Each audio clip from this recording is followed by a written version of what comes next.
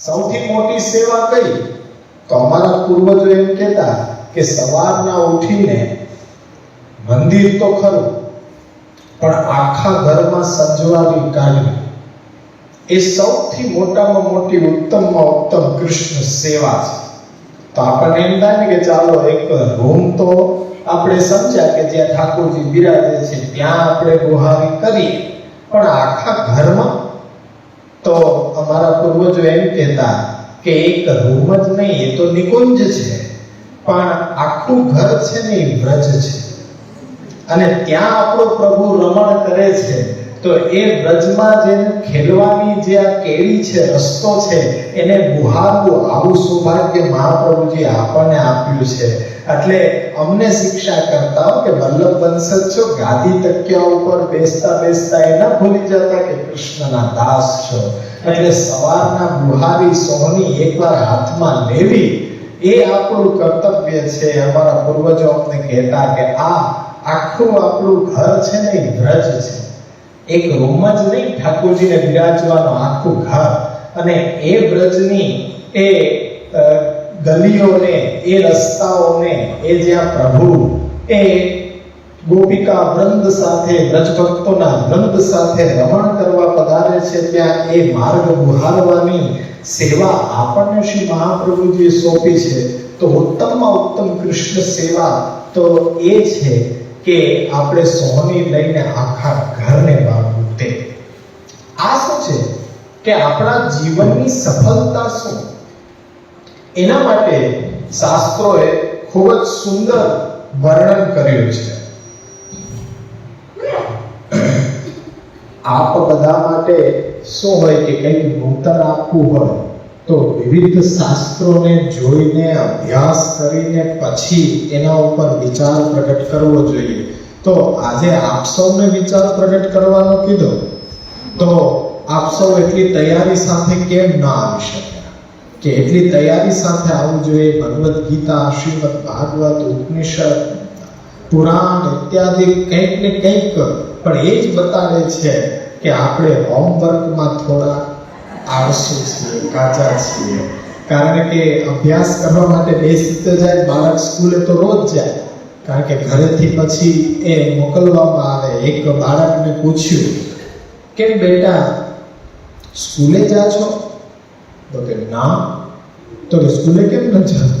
કે mummy papa મોકલે છે એટલે જાઉં છું, હું જતો નથી. કંઈક પરિસ્થિતિ આપણી એવી છે.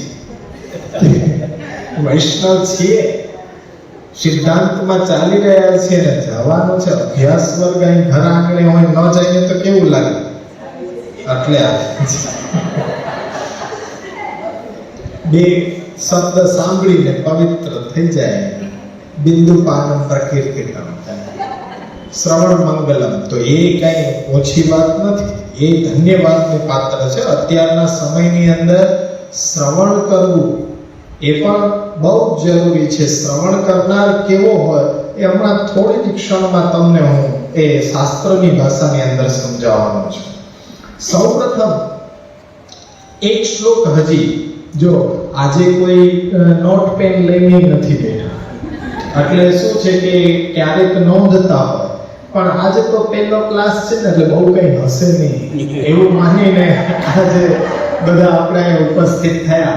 પણ ગમે ત્યારે કંઈ પણ આપણને સારું લાગે, ક્યાંય પણ આપણે કોઈને એ શ્રવણ કરતા હોય, હું તો નહીં પણ વિદ્વાનજનો જ્યાં ઉપસ્થિત હોય એ બોલતા હોય, ત્યારે આપણી પાસે એક ડાયરી ને પેન હોવી આવશ્યક છે. કારણ કે એ ક્ષણે આપણને શું વિચાર આવ્યો, આપણને શું પ્રશ્ન થયો, તરત લખ્યું. એમણે શું દાખલો આપ્યો, દ્રષ્ટાંત આપ્યો, પુનઃ આપણને કદાચ સ્મરણ ન રહે. હું તો બહુ ભૂલી જાઉં, મારી યાદ શક્તિ તો પહેલાથી બહુ કાચી છે, એટલે મારે તો નોંધીને બધું રાખવું પડે. કે ક્યારેક સુંદર વિચાર કોઈને દેવાનો હોય તો મારે તો જોવું પડે. પણ આપ બધાને કૃપા એવી છે કે એક જ ક્ષણની અંદર બધું યાદ રહી જાય છે.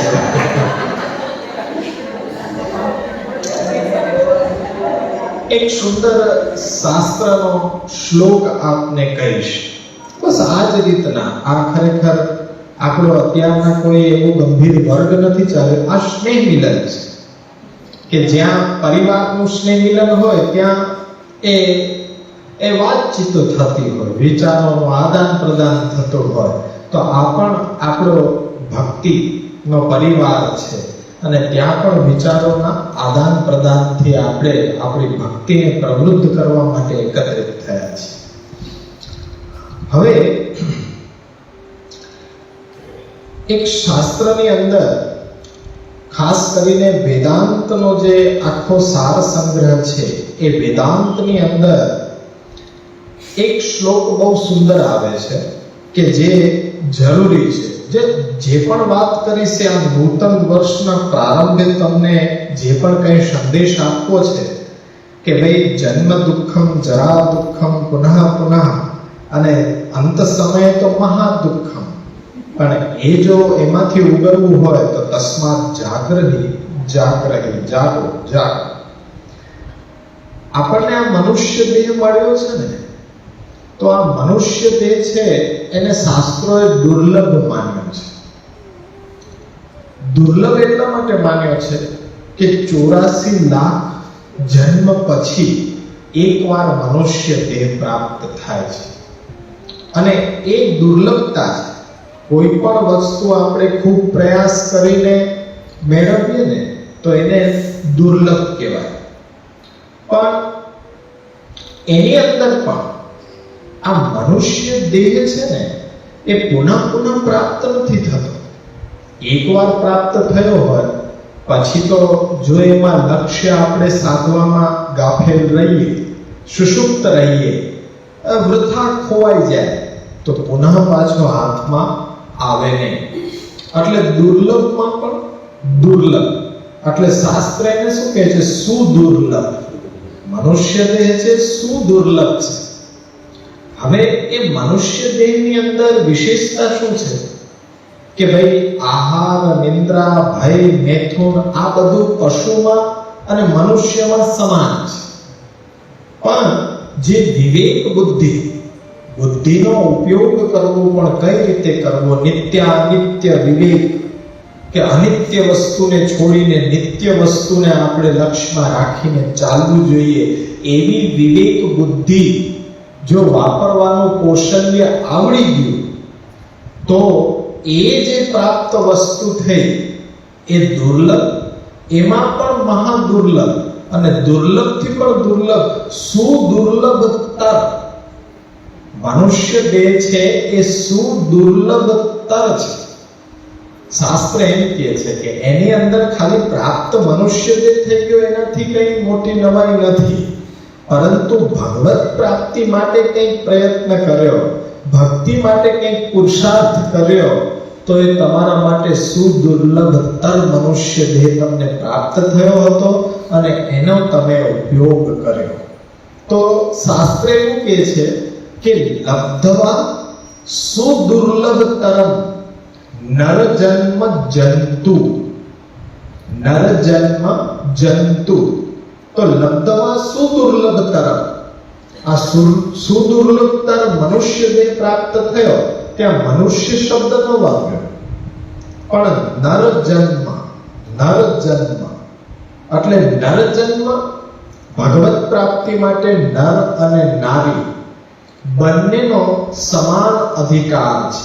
કોઈ પણ એમાં ભેદ નથી. દરેક જીવોનો એ સમાન અધિકાર છે. પરંતુ ત્યાં શાસ્ત્ર એમ કહે છે કે નર જન્મ જંતુ. હવે જંતુ જીવડા, ત્યાં જીવાત્મા પણ નામ નથી વાપર્યું, જંતુ વાપર્યું છે. જંતુ શબ્દ શા માટે વાપર્યો? તો મેં તમને સમજાવ્યું કે જીવ ધારણ તો પશુ પણ કરે છે.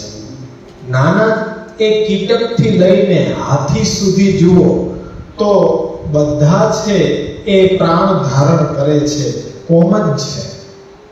પરંતુ ભગવત પ્રાપ્તિ માટે પ્રયત્ન ન કરે, એ પ્રાણ ધારણ કરીને પણ ભગવત પ્રાપ્તિ માટે જો પ્રયત્ન ન કરે તો એ જંતુ છે, જીવ નથી. કારણ કે એ તો કીડીથી લઈને હાથી સુધી બધાની અંદર જીવ છે. બધાની અંદર એ બધાને દેહ પ્રાપ્ત થયો છે અને દેહથી આહાર, નિંદ્રા, ભય, મૈથુન આ બધી ક્રિયાઓ સમાન છે, પરંતુ આપણે વિશેષતા ક્યાં છે કે આપણે નિત્ય અનિત્ય વિવેકને સાચવી શકીએ છીએ. એ દ્રષ્ટિ આપણી પાસે પ્રભુ દ્વારા આપેલી છે અને એનો યોગ્ય ઉપયોગ કરીએ છીએ ત્યારે આપણે જીવ કહેવાઈએ છીએ. બાકી તો જંતુ તો સામાન્ય બધા માટે એ વાપરવામાં આવ્યું છે. લબ્ધવા સુદુર્લભતરમ નરજન્મ જંતુ તત્રાપી પૌરુષમતઃ સદ અસદ વિવેક. પૌરુષ આપણો પુરુષાર્થ, આપણો પ્રયત્ન, સદ અસદ વિવેક દ્વારા કે નિત્ય અનિત્ય વસ્તુઓને પારખીને નિત્ય સુખ, નિત્ય આનંદ ક્યાં છે એ જાણીને એના માટે પ્રયત્ન કરવો. એટલે આપણો પુરુષાર્થ, જે હમણાં જ વાત કરી કે ધર્મ, અર્થ, કામ, મોક્ષ છે, વૈદિક લૌકિક પુરુષાર્થ હશે, પણ શ્રી મહાપ્રભુજી આપણને કહે છે કે અલૌકિક પુરુષાર્થ તો ભક્તિ. તો આપણે બધા ભક્તિ માટે જ્યારે પ્રયત્ન કરીએ ત્યારે સાચા અર્થમાં આપણા લક્ષ્યને પ્રાપ્ત કરવા માટે પ્રયત્નશીલ થવું એ પુરુષાર્થ. અને એ પુરુષાર્થ પ્રાપ્ત કરવા માટે આપણે પ્રયત્ન કરવો જોઈએ. એટલે તત્રાપી પૌરુષમતઃ આપણી બુદ્ધિ દ્વારા સદ અસદ વિવેકનો ઉપયોગ કરીને પુરુષાર્થ તરફ આપણી દ્રષ્ટિ કરીએ ત્યારે સંપ્રાપ્ય ચ એહિક સુખા અભિરતો યદિષ્યા. આવી સુંદર બુદ્ધિ મનુષ્ય દેહ પ્રાપ્ત કરીને પણ સંપ્રાપ્ય ચ એહિક સુખ અભિરતો, આપણા દેહ ઇન્દ્રિય જન્ય જે સુખ છે એના માટે જ સદા લાલાયિત રહેતો હોય એવાનો જન્મ તો ધિક્કારને પાત્ર છે. એવો મનુષ્ય તો અધમ છે કે જે હંમેશા પોતાના કાર્યની અંદર વ્યસ્ત રહેતો હોય. કારણ કે આપણે પશુ જ છીએ. શાસ્ત્ર આપણને પશુ જ કહે છે. આહાર, ભય, નિંદ્રા, મૈથુન આ બધું શું છે? પશુમાં પણ સમાન છે. એને પણ સવારથી પેટની ચિંતા હોય અને એ પણ એના માટે પ્રયત્ન કરતા હોય. અને મનુષ્ય દેહ પ્રાપ્ત કરીને આપણી વિશેષતા શું? જો આપણે એ જ કાર્ય કરતા રહીએ તો આજે એમ કહે છે કે અમારી પાસે સમય નથી. જરૂરી છે વેપાર વાણિજ્ય, વેપાર વાણિજ્ય જરૂરી છે, પરંતુ એટલું પણ બધું વેપાર વાણિજ્યમાં ચિત્ત છે એકાગ્ર ન થઈ જવું જોઈએ કે આપણો સ્વધર્મ ભૂલાઈ જાય. આજે આપણે એની પાછળ જ આંધળી દોટ મૂકીએ તો એ આપણે મનુષ્ય નહીં, પશુ. તો એ પશુની વ્યાખ્યાની અંદર જ આપણે આવીએ છીએ. પણ અલગ ક્યાંથી પડ્યું? તો કે ધર્મ છે એક એવી બાબત છે કે ધર્મ આપણને પશુથી અલગ પાડી રહ્યો છે. કારણ કે ધર્મને આપણે સમજી શકીએ છીએ. ધર્મ દ્વારા આપણે આપણા લક્ષ્યને પ્રાપ્ત કરવા માટે પ્રયત્ન કરી શકીએ છીએ. એ બુદ્ધિને વાપરવાનો કૌશલ્ય, વિવેક આપણને પ્રભુએ આપેલો છે. તો એનો આપણે ઉપયોગ કરીએ ત્યારે આપણે ખરા અર્થમાં મનુષ્ય દેહ, એ મનુષ્ય જન્મ સફળ કર્યો એમ કહેવાય. પુનઃ પુનઃ આ પ્રાપ્ત થતો નથી. એટલે કહે છે કે સંપ્રાપ્ય ચ એહિક સુખ અભિરતો યદિષ્યા ધિક્તસ્ય જન્મ કુમતે નર અધમસ્ય. એ નર તો અધમ કહેવામાં આવ્યો છે કે જે મનુષ્ય દેહ પ્રાપ્ત કરીને પોતાના દેહના પોષણમાં હંમેશા કાર્યરત રહે છે પણ પોતાના આત્માના કલ્યાણ માટે પ્રયત્ન નથી કરતો. એ નરને તો ધિક્કાર છે. આ વૃથા તજન્મ ભૂતલે, આ ભૂતલ ઉપર એનો જન્મ વૃથા છે. ભૂમિનો ભાર કરવા માટે એને જન્મ લીધો છે એવું નક્કી થાય. એટલે આપણે એવું વિચારવું જોઈએ કે ભાઈ આપણો સ્વધર્મ જે છે એનું પાલન કરતા કરતા, આપણા આત્મધર્મને પોષણ કરતા કરતા આ લૌકિક વ્યવહારો જે છે આપણા, એ પણ નિભાવ કઈ રીતના કરવા, તો શ્રી મહાપ્રભુજી આપણને સેવકાનામ યથાલોકે વ્યવહાર પ્રસિદ્ધ્યતિ, તો તસ્માદાદો સર્વ કાર્ય સર્વ વસ્તુ સમર્પણમ. તો આ બધા સિદ્ધાંતો આપણને મહાપ્રભુજી આપે જ છે ને, નિવેદિભિ સમર્પેવ સર્વમ કુર્યાદિતિ સ્થિતિ. તો એ રીતના આપણે લોકની અંદર, આપણા વ્યવહારની અંદર કઈ રીતના ચાલવું, કઈ રીતના રહેવું, એનો ઉપદેશ પણ ક્યાંથી મળશે? ષોડશ ગ્રંથમાંથી. તો એ ષોડશ ગ્રંથનો અભ્યાસ એ આપણો મુખ્ય પાયો છે. તો અહીંયા લબ્ધવા સુદુર્લભતરમ નરજન્મ જંતુ સત્રાપી પૌરુષમત સદ અસદ વિવેકમ સંપ્રાપ્ત ચ એહિક સુખાવિરતો યદિષ્યા ધિક્તસ્ય જન્મ કોમતે પુરુષા અધમસ્ય. આ આપણને વેદાંત કહે છે કે મનુષ્ય દેહ પ્રાપ્ત કર્યા પછી ભગવત પ્રાપ્તિ માટે પ્રયત્ન કરવો તો મનુષ્ય દેહ સાર્થક છે. અન્યથા દેહના પોષણમાં, પરિવારમાં રત થઈને જો આપણે રહીએ તો મનુષ્ય અવતાર લીધો એનું કંઈ પણ પ્રયોજન નહીં. એ મનુષ્યને તો ધિક્કારે છે, એ મનુષ્યને પશુ કહે છે શાસ્ત્ર, કે પોતાના જ સુખની અંદર એ ક્રિયમાણ થયેલો હોય. તો એવો આજે વર્તમાનમાં આપણી બધી જ ક્રિયાઓ એવી જોવા મળે છે.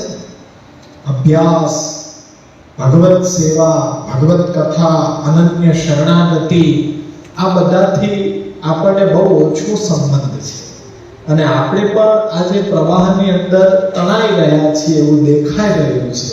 પણ આપણે જો શાસ્ત્રનો અભ્યાસ કરીએ ને, તો શાસ્ત્ર સૌ પ્રથમ આપણને એ જ શિક્ષા આપે છે કે મનુષ્ય જન્મ છે એ સુદુર્લભતા છે. એની દુર્લભતાને જો વિચાર કરશો ને તો અવશ્ય તમારો આત્મા તમને ઢઢોળશે કે ભાઈ જાગો, તસ્માત જાગ્રહી. આ દુઃખમાંથી જો બહાર આવવું હોય તો પ્રયત્ન તમારે સ્વયં જ કરવો.